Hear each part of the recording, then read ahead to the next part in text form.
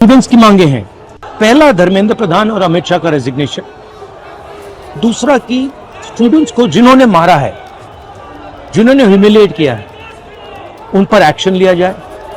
Finally पूरी opposition चाहती है कि ये जो इशू है, देश का सबसे बड़ा इशू है, इस पे कल लोकसभा में, राज्यसभा में डिबेट हो और हम अपनी बात रख सकें। मेरा मोदी जी से एक सजेशन है, जल्दी से जल्दी एग्जामिनेशन सिस्टम और एजुकेशन सिस्टम्स पर रिफॉर्म शुरू कीजिए। वो कन्फ्लिक्ट के मूड में है, वो चाहते ही नहीं कि सरकार के साथ सहयोग करके जनहित के विषयों पर चर्चा की जाए या जनहित के विषयों को आगे बढ़ाया जाए।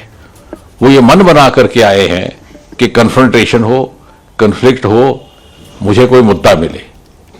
लेकिन हम जानते हैं इस देश का आम इंसान, आम नागरिक इतनी समझ रखता है कि उस प्रकार की पॉलिटिकिंग में या इस तरह की राजनीतिक नौटंकी के झांसे में नहीं आने वाला। ये वो कन्फ्लिक्ट के प्रधानमंत्री आवास के बाहर राहुल गांधी के धरने पर केंद्रीय शिक्षा मंत्री धर्मेंद्र प्रधान ने बड़ा हमला किया।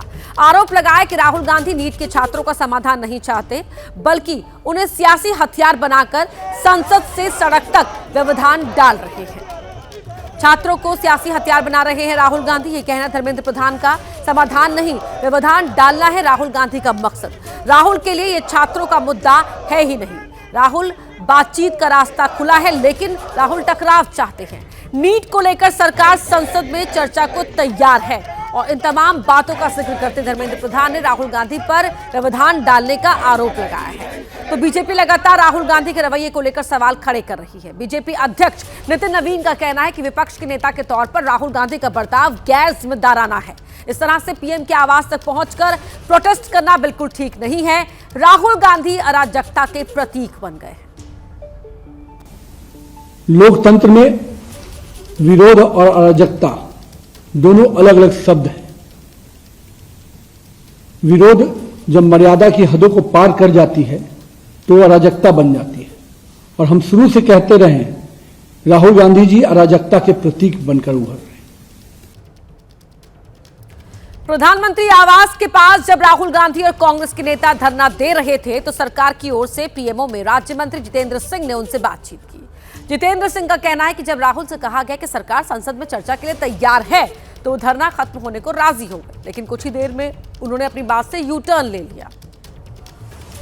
सरकार को कोई आपत्ति नहीं है, सरकार तैयार है संसद में चर्चा करने के लिए, नीट को लेकर के भी, उसके साथ संबंधित विषयों को लेकर के भी, जो आंदोलन है उसको लेकर के भी। हमने जब ये बात वहीं पर राहुल गांधी जी के आगे दोबारा रखी तो बोले कि साहब मुझे तो शिक्षा मंत्री का इस्तीफा भी चाहिए। तो हमने कहा साहब अभी कुछ ही क्षण पहले आपसे बार बार जब पूछा गया कि आपका क्या मुतालबा है तो आपने ये कहा था कि अगर मुझे ये आश्वासन दिया जाए कि संसद में कांग्रेस पार्टी को भारत सरकार चर्चा करने देगी या करने के लिए तैयार है तो मैं तुरंत ये धरना समाप्त कर दूंगा। लेकिन अब आप अपनी बात से हट रहे हैं। तो बोले साहब ये तो मेरी मर्जी है, मेरी मांगें बदल चुकी हैं। हमने कहा साहब this is not fair, you are changing the goal post. बोले दिस इज माई विश।